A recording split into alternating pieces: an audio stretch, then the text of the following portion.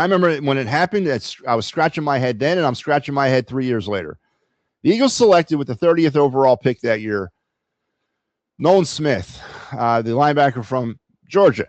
Now, I understand where we were headed with this. I get the whole Georgia connection. I get drafting from how we obviously had unlocked the code of trying to get known players. And I understand Georgia was a very athletic defense that year. And at one point where we had all them, and we ended up adding Ringo later in that draft. I mean, it was like we were reassembling the Georgia defense.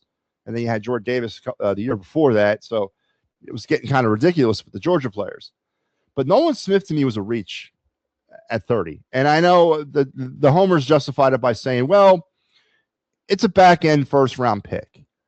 It's almost like a second-round pick. No, it's not. It's a first-round pick. I don't care if it's back of the first round. It's a first-round pick.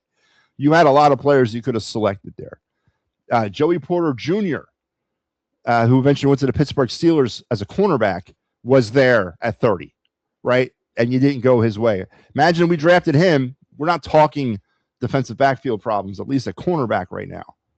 But we went with Nolan Smith. And again, I'm not saying it was the wrong decision or a wrong pivot move. They thought that was the biggest talent. There were some questions about his size coming out and his injury situation. Nolan Smith for 3 years has been a roller coaster. He has been essentially what the Eagles have been for the last 3 years, up and down, inconsistent as hell. When he can hit stretches of dominance, and then he hits stretches of irrelevance.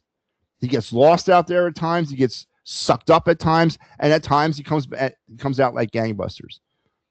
I think for me with Nolan Smith, it boils down to first-round talent.